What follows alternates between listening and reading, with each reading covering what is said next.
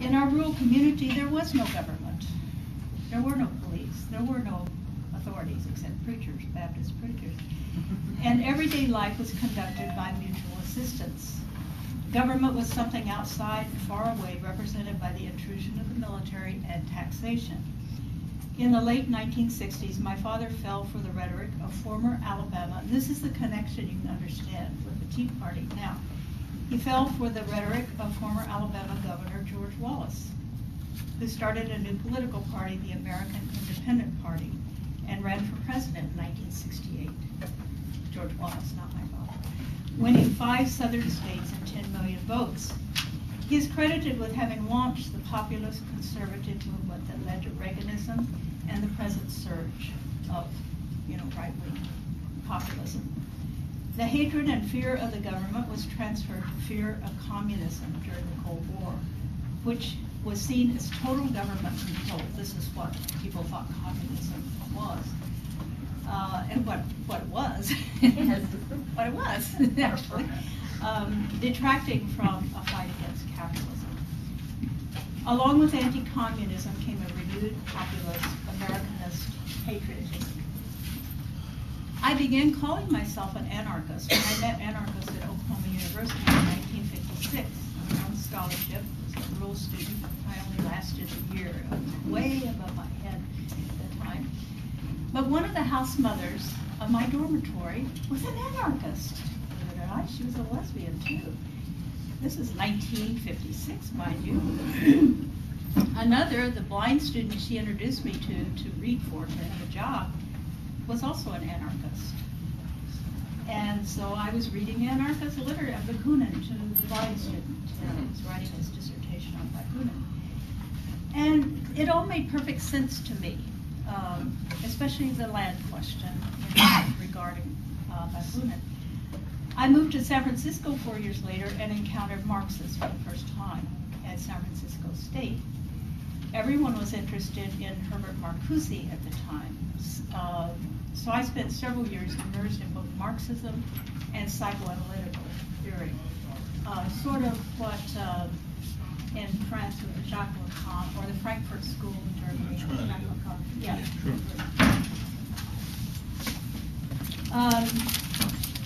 And all the while I was getting more and more engaged in protest and organizing.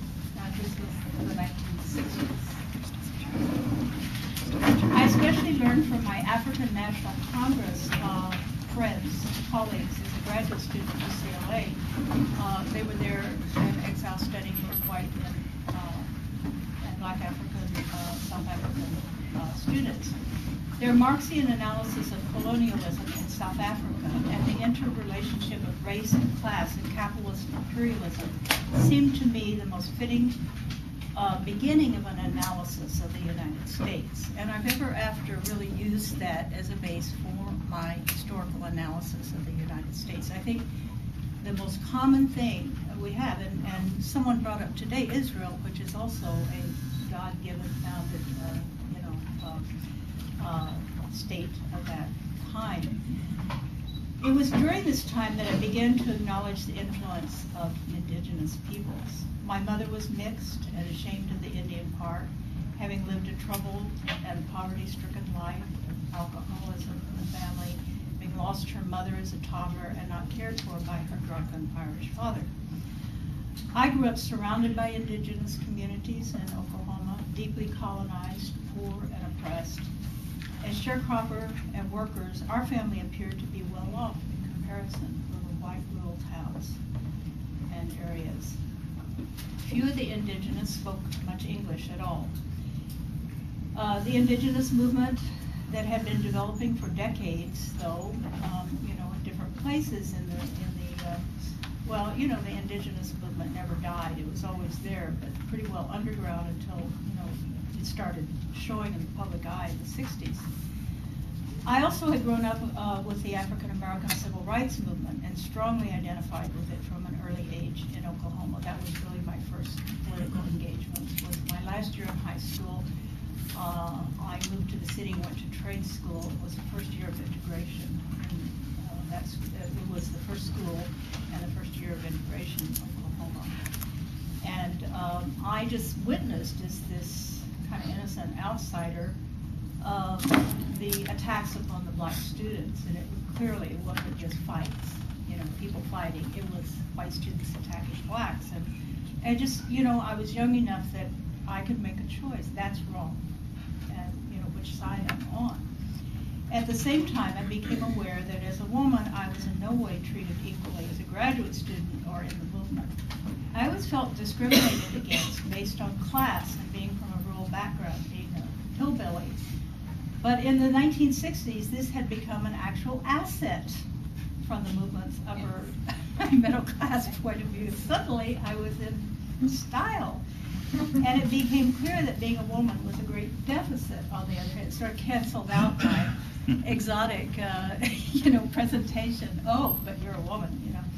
And this made me furious. I didn't know I'd been oppressed as a woman. And then I started looking back and saying, how come I didn't realize that? And probably unfairly, I blamed Marxism and Marxists, because these are the, you know, people I was working with, and turned back to anarchism, actually sort of merging Marxist analysis and anarchist aspirations. But anarchism seemed to be more appropriate for the kind of women's liberation movement that we were building, you know, at that time. I got very involved as that's Outlaw Woman tells that story. And of course, as Joe Joreen argued, there was a great deal of tyranny of structurelessness in our movement, the women's liberation movement. I returned to Marx in the 1970s, starting with writing my doctoral dissertation in history on land tenure in New Mexico. Non-capitalist, indigenous Spanish colonialism in 2 stages, U.S. conquest, and entrance of industrial capitalism and the dispossession of labor. So this was kind of the thesis of my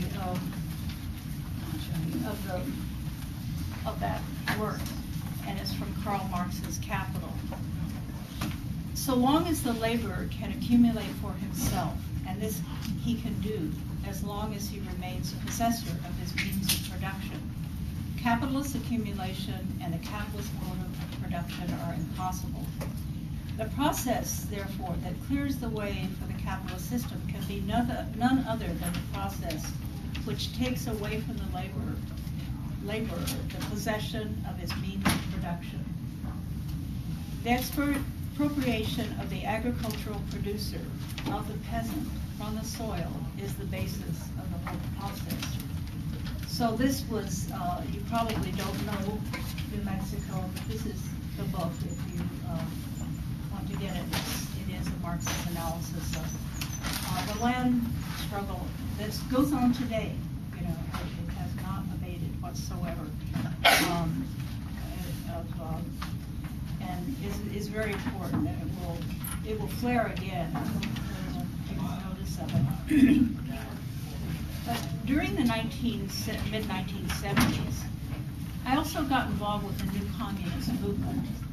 Have any of you read Max Elbaum's Revolution in the Air? Or so, yeah. Chris? I didn't see you come in. Well, that book is really interesting for laying all that out. It's kind of ancient history, I guess, for many of you who are young, but it's good to read it because the same mistakes can be made. But the new communist movement was based on Maoism, and but I immediately, because I was working with the Afro-Asian People's Solidarity Organization, the non-aligned movement by then with the indigenous people, I got interested in Samir Amin, who was a little bit more effective Maoist than we were in San Francisco. I was in Line of March for a while.